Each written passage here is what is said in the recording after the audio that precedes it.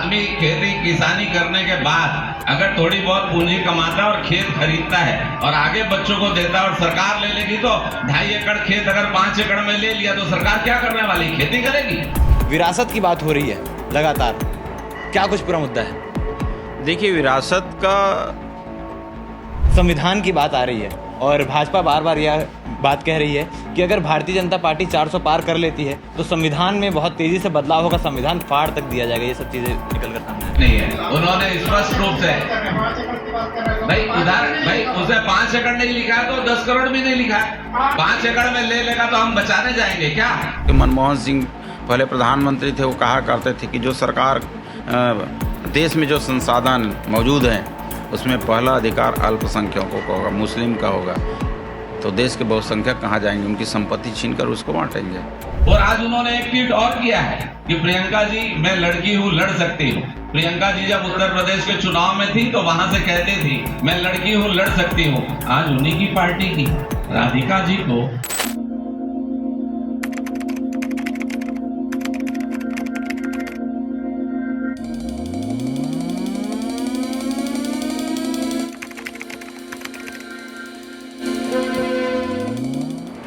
तो चुनाव को अब कुछ ही दिन बचे हैं, 2 चरणों के मतदान हो चुके हैं। तीसरे चरण के मतदान 7 मई को होने हैं, जिसमें दुर्ग लोकसभा भी शामिल है। हमारे साथ मिनिस्टर टंकराम वर्मा मौजूद हैं, जो दुर्ग लोकसभा में बैठे हुए हैं। यहाँ पर आज प्रेस कॉन्फ्रेंस थी, विरासत की बात हो रही है लगातार, क्या कुछ पूरा मुद्दा है? देखिए, विरासत का मतलब ये है कि यदि ये कानून लागू होता है, जैसे उन्होंने कांग्रेस के लोगों ने सोचा है, वो केवल सोच सकते हैं, कर नहीं सकते वो, कि उनके पास है ही नहीं है कुछ। तो इसमें क्या है कि जो बाप की संपत्ति है, हस्तांतरण के समय आधा बेटे को मिलेगा, आधा सरकार को चली जाएगी। ये बहुत पुराना कानून बना था आज़ादी के कुछ समय बाद 1953 में। तो उस समय असमानता थी देश में, बड़े वर्ग और छोटे वर्ग 2 भाग में बढ़ गए थे। लेकिन आते आते स्थिति में सुधार हो गई और इस कानून को बंद करना पड़ा। अब फिर से वही राग अलाप रहे हैं, तो इससे देश को नुकसान है, देश की विकास की गति ढप हो जाएगी। मध्यम वर्गीय हैं, उनको भी नुकसान होगा।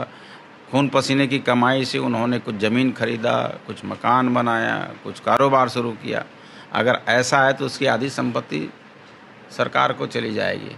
अब जब सरकार को चली जाएगी तो उसके मनमोहन सिंह पहले प्रधानमंत्री थे, वो कहा करते थे कि जो सरकार देश में जो संसाधन मौजूद हैं उसमें पहला अधिकार अल्पसंख्यकों का होगा, मुस्लिम का होगा, तो देश के बहुसंख्यक कहाँ जाएंगे, उनकी संपत्ति छीनकर उसको बांटेंगे उनके हिसाब से।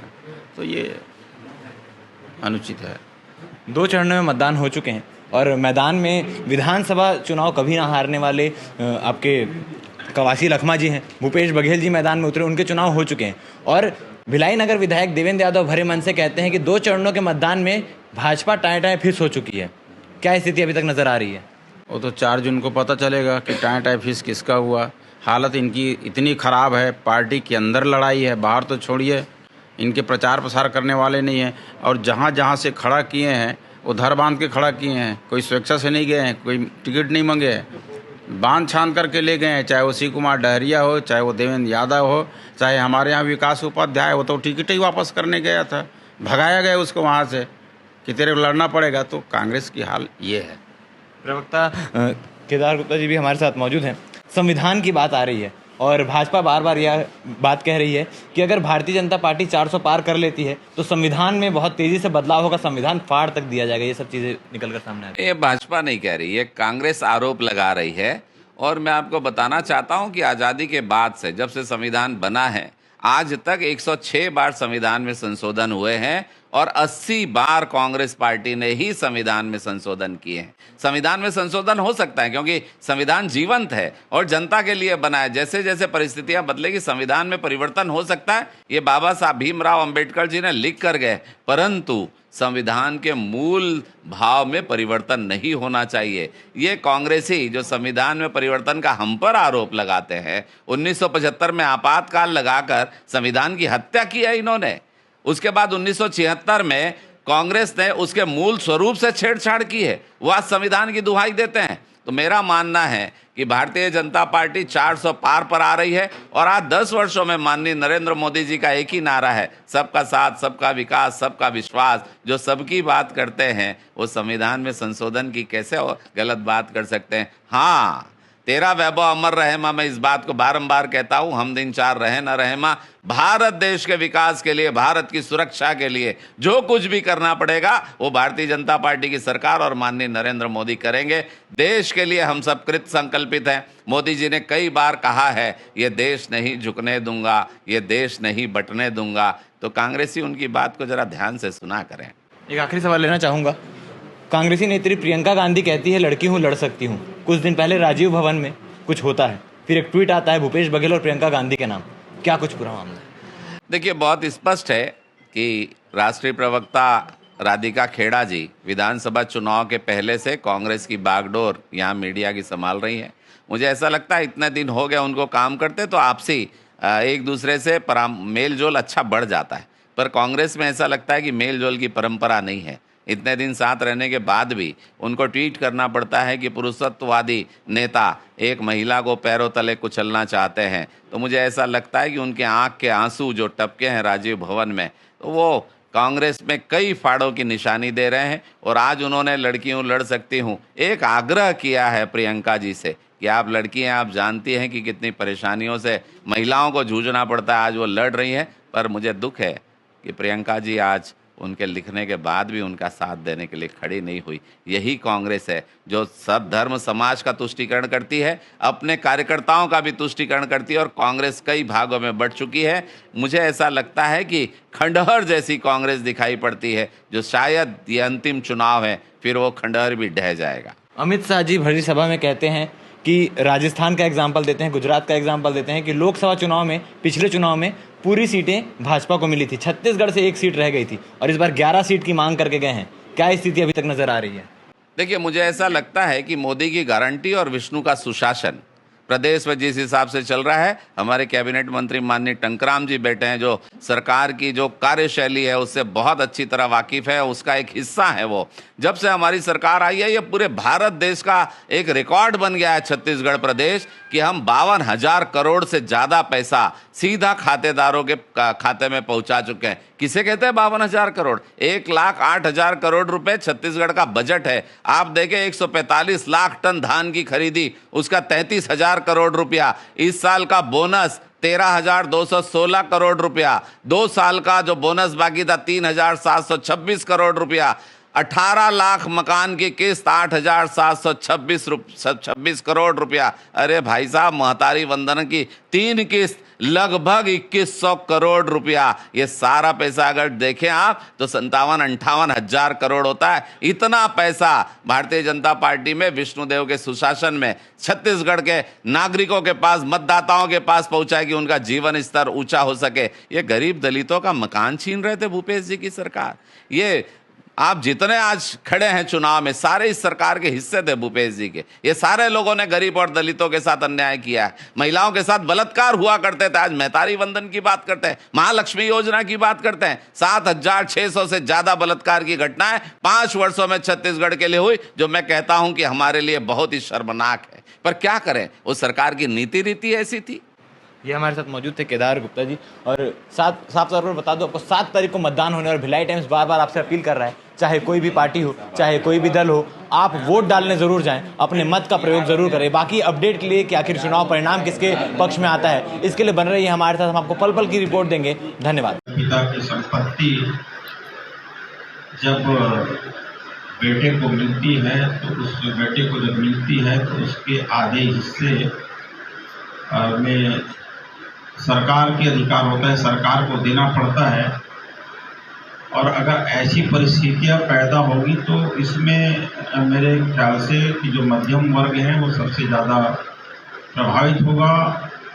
मध्यम वर्ग मेहनत कश इंसान है, मेहनत तो सभी करते हैं, पर ये नीचे स्तर से उठ करके ऊपर आते हैं और बहुत मुश्किल से खून पसीना लगा करके, कमा करके अपना थोड़ा बहुत संपत्ति अर्जित करते हैं। संपत्ति अर्जित करने के बाद यदि इन पे विरासत कर लागू हो जाए, ये कानून लागू हो जाए, तो सबसे बड़ी क्षति इनको होगी। और आज की स्थिति में जैसा सुनने में आता था कि मनमोहन सिंह जी भी अपने सरकार के समय में कहते थे कि देश के संसाधनों का पहला अधिकार उनमें अल्पसंख्यक लोगों का होगा, ये उनका स्पष्ट कहना था। तो मैं ये कहना चाहूँगा कि देश के संसाधनों में पहला अधिकार यदि अल्पसंख्यकों का होगा तो बहुसंख्यक कहाँ जाएंगे, ये बड़ा प्रश्न है। और आज बहुसंख्यक है, बहुसंख्यक की संपत्ति को छीन करके सरकार लेकर के किसको बांटेगी? यदि 5 एकड़ खेत है, 5 एकड़ खेत में 2.5 एकड़ ले लिए तो 2.5 एकड़ के बाद फिर वो संपत्ति को किसको बांटेंगे? ये जो है देश के लिए घातक होगा, देश के विकास के लिए और आम नागरिकों के लिए भी ये घातक सिद्ध होगा। ये जो है कांग्रेस की सोची समझी रणनीति है और आप सब जानते हैं कि ये कांग्रेस जो है एक विशेष वर्ग को लाभ पहुंचाने के लिए कुछ भी कर सकता है और आज उनके संरक्षण में आप देख रहे हैं देश में बहुत सी गतिविधियां हो रही है। हमारे जो कई भारतीय व्यवसाय परिवार द्वारा संचालित है और इसमें संपत्ति बांट दिया जाएगा, उसमें कहीं पर भी 800 करोड़ लिखा है कि 10 अरब डॉलर लिखा है, ये कहीं उल्लेख नहीं है। उन्होंने स्पष्ट रूप से भाई उसे 5 एकड़ नहीं लिखा है तो 10 करोड़ भी नहीं लिखा है। 5 एकड़ में ले लेगा तो हम बचाने जाएंगे क्या? अगर उनके घोषणा पत्र में आ गया तो ये विरासत टैक्स की आवश्यकता क्यों है? अगर एक बुजुर्ग माँ बाप अपने बच्चों को अपनी संपत्ति बांटना चाहता है तो पूरी देना। जब उसने पैसा कमाया, संपत्ति लिया, जब तो टैक्स दिया है ना। हमारा मानना है कि भारतीय संस्कृति और परंपरा में बाप दादा अपनी संपत्ति जो पूरे जीवन भर कमाते हैं, अपने बच्चों को देते हैं, नाती पोतों को देते हैं, बेटियों को देते हैं। अगर सरकार आधा छीन लेगी तो फिर उस बांटेगा क्या? तो मेरा मानना है कि अगर विरासत टैक्स देश में लगेगा तो देश को एक बड़ी आर्थिक नुकसान उठाना पड़ेगा और देश जो जिस गति से आगे बढ़ रहा है उसकी गति धीमी हो जाएगी। इस बात पे कहना चाहूंगा मैं कि जैसे आप लोग जानते हैं कि किसी जो है टैक्स फ्री काम है, न खरीदारी पे टैक्स है, न बिक्री पे टैक्स, न किसी चीज पे टैक्स। तो फिर विरासत टैक्स में प्रॉब्लम कहाँ है? नहीं, विरासत टैक्स में अगर आपने 10 एकड़ जमीन कमाई, आप जानते हैं कि खेती में कमाई कितनी है। आदमी खेती किसानी करने के बाद अगर थोड़ी बहुत पूंजी कमाता है और खेत खरीदता है और आगे बच्चों को देता है और सरकार ले लेगी तो 2.5 एकड़ खेत अगर 5 एकड़ में ले लिया तो सरकार क्या करने वाली? खेती करेगी। अनाज का उत्पादन भी कम हो जाएगा। आपका प्रश्न बहुत अच्छा है। उसके बाद सरकार कहाँ खेती करती है? कहीं बताइए मुझे ये सरकार खेती करके अनाज पैदा कर रही है।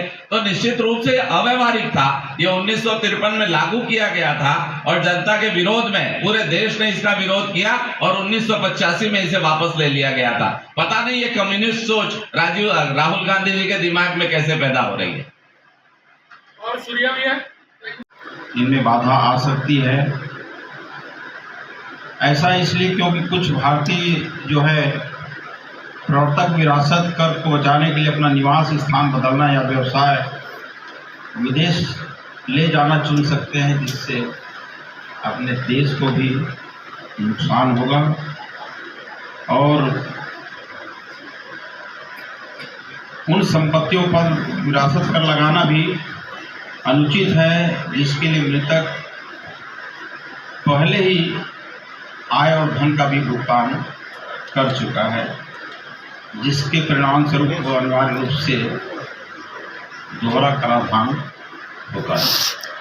और ये विरासत कर, विरासत टैक्स आज की परिस्थितियों में अनुकूल नहीं है।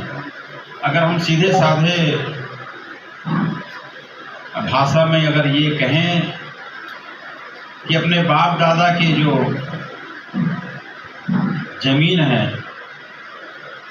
5 एकड़ जमीन है, यदि बच्चों को बांटकर हिस्सा देने चाहेंगे तो इसमें 2.5 एकड़ बच्चों को मिलेगा और 2.5 एकड़ टैक्स के रूप में सरकार को मिलेगा। तो कहीं से भी ये उचित नहीं है। कांग्रेस किसी वर्ग विशेष को फायदा देने के लिए बहुसंख्यक वर्ग के संपत्ति को छीन करके अल्पसंख्यक को देना चाहती है। ये विरासत कांग्रेस के जो सलाहकार के रूप में और राहुल गांधी के एक प्रशिक्षक के रूप में काम कर रहे हैं। पित्रोता जी जो अमेरिका के हैं और अमेरिका की तरह यहाँ पे भी विरासत कानून लाने की बात कर रहे हैं। और ये बात जो है हैदराबाद में जब कांग्रेस के घोषणा पत्र जारी किए उस समय ये बात राहुल गांधी जी के द्वारा किया गया। और ये जो बात आई है वो अचानक या अनजाने में या जुबान फिसलने से ऐसी कोई घटना नहीं है। इनका एक कार्यक्रम है। और उन्होंने जो कहा कि हमारी सरकार बनने के बाद आर्थिक सर्वेक्षण होगी, फिर आर्थिक सर्वेक्षण होने के बाद इसमें क्रांतिकारी कदम उठाई जाएगी। तो क्रांति की ज़रूरत अब भारत में नहीं है। भारत में अब शांति की ज़रूरत है। आज़ादी के समय क्रांति की ज़रूरत थी। और विरासत टैक्स जो 1953 में आज़ादी के कुछ समय बाद ये लगा था, तो उस समय भारत की परिस्थितियाँ अलग थी। उस समय बड़े वर्ग और कमज़ोर वर्ग का अनुपात जो है बहुत ज़्यादा था। तो उस समय एक समानता लाने के लिए, सबका विकास के लिए इनको एक तरह से जोड़ा गया था। और आज भारत की परिस्थितियां बदल गई। खास तौर से ये कहें कि पिछले 10 साल में भारत की आर्थिक और अर्थव्यवस्था काफ़ी बदल गई है। और विरासत टैक्स के बारे में आप लोगों की मालूम होगा कि जो धर्मनिरपेक्षता के आधार पर मुसलमान धर्म का सम्मान करे, क्रिश्चियन धर्म का सम्मान करे, सनातन धर्म का सम्मान करे, हिंदू धर्म का सम्मान करे, वो सारे लोग भारतीय जनता पार्टी में आके जन सेवा का कार्य करते हैं। तो कभी भी आए, किसी को कोई मनाही नहीं है। परंतु तुष्टीकरण वाले लोगों को यहाँ पर कोई स्थान नहीं मिलेगा। जो धार्मिक आधार पर तुष्टीकरण करते हैं, एक को ऊंचा एक को नीचा दिखाते हैं, भाजपा में वो सब काम नहीं चलेगा। राष्ट्रवाद लेके आइए, सर्वधर्म समभाव लेकर आइए, सभी लोग सादर आमंत्रित हैं। मलेरिया है, इसे समूल नष्ट करना चाहिए। तो जब बेटा इतना आगे बढ़ा है तो बाप ने सिखाया होगा, तो आप अच्छा तो नहीं कह सकते। पर ये वृतांत आपने पाया कहां से कि राम और शिव का युद्ध हुआ था? आप ये बात कैसे कहते हैं? हमारे हिंदू सनातन धर्म के देवी देवताओं को आप लड़ाना चाहते हैं। वैसे ही कांग्रेस में लड़ाई हो रही है, ऐसे लड़ाना चाहते हैं। मैं मांग करता हूं कि मल्लिकार्जुन खड़गे जी को इसके लिए क्षमा मांगनी चाहिए। और आज से मैं उनसे आग्रह भी करता हूं कि हिंदू सनातन धर्म के देवी देवताओं का नाम अगर वो लेते हैं तो वास्तविक कहानी के नाम पर लेना चाहिए। इसके पहले भी सोनिया जी ने राम काल्पनिक है इसके लिए वकीलों की फौज खड़ी कर दी थी सुप्रीम कोर्ट में। 24 वकील खड़े थे। और जो सनातन के खिलाफ बोलता है, गांधी परिवार उसी को अपना उत्तराधिकारी बनाता है। शायद मल्लिकार्जुन खड़गे को यही जवाबदारी उन्होंने दी है,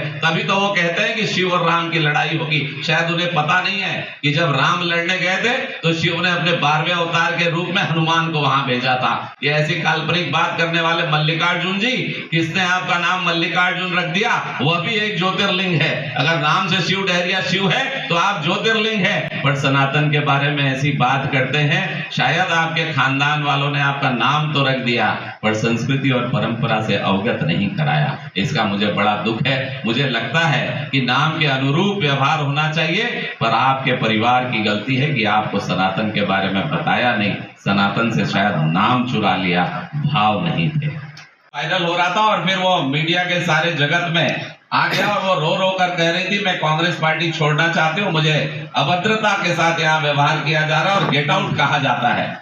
इस पर भारतीय जनता पार्टी का कहना है कि कांग्रेस पार्टी में कहीं भी महिलाओं के लिए सम्मान बाकी नहीं रहा है। और छत्तीसगढ़ प्रदेश के कांग्रेस के कार्यालय राजीव भवन में बैठकर अगर उनकी राष्ट्रीय प्रवक्ता राधिका खेड़ा जी को ये रुदन करना पड़ रहा है, आंसू बहाना पड़ रहा है, तो हमारा मानना है कि यहाँ कांग्रेस कई भागों में बढ़ चुकी है। और जब जब कोई विषय आता है तो माननीय आज उन्होंने ट्वीट किया कि कका कका कका कौन कका है आप सब जानते हैं, तो घूम फिर कर उन पर क्यों आता है। और आज उन्होंने एक ट्वीट और किया है कि प्रियंका जी मैं लड़की हूँ, लड़ सकती हूँ। प्रियंका जी जब उत्तर प्रदेश के चुनाव में थी तो वहां से कहते थी मैं लड़की हूँ, लड़ सकती हूँ। आज उन्हीं की पार्टी की राधिका जी को उन्हीं के कार्यालय में लड़ना पड़ रहा है और उनका हालचाल पूछने तक के प्रियंका जी नहीं पहुंची और चुनाव प्रचार में चली गई। कल हमने मांग रखी थी, प्रियंका जी से आग्रह किया था कि राधिका जी के बारे में सुध लें, वो हमारे छत्तीसगढ़ की भूमि में है। राजनीतिक विषय अलग है कांग्रेस और भाजपा, मगर अगर कोई हमारी मेहमान है राधिका जी और अगर आकर ऐसा रुदन करती है और कहती है कि मैं राम लला के ननी। देखिए, हमारे प्रधानमंत्री जी का स्पष्ट मूल मंत्र है और उस मूल मंत्र के हिसाब से आज 10 साल में हमारी भारत की अर्थव्यवस्था बहुत सुधरी है। सबका साथ, सबका विकास, सबका प्रयास और सबका विश्वास हो, इन मंत्रों के साथ हमारे प्रधानमंत्री जी के नेतृत्व में हमारा देश विश्व गुरु बनने की ओर अग्रसर है। लगातार आरोप लग रहे हैं भाजपा निजीकरण पे ज्यादा फोकस कर रही है, बीएसपी हो रहे हैं, जितने सारे कानून को निजी हाथ में देना चाहते हैं, आपका क्या कहना है? देखिए, भारतीय जनता पार्टी की सरकार, हमारे नरेंद्र मोदी जी की सरकार देश के विकास और तरक्की के लिए बहुत अच्छे काम कर रहे हैं। और ये जो निजीकरण की बात जो होती है, ये लोगों में कंफ्यूजन पैदा करने के लिए सब भ्रांति फैलाते हैं, जबकि ऐसा कहीं पे कुछ भी नहीं है। आप देख लीजिए कि हर क्षेत्र में आज हमारा देश कहां से कहां पहुंच गया है। आप बीएसपी की जानकारी से आप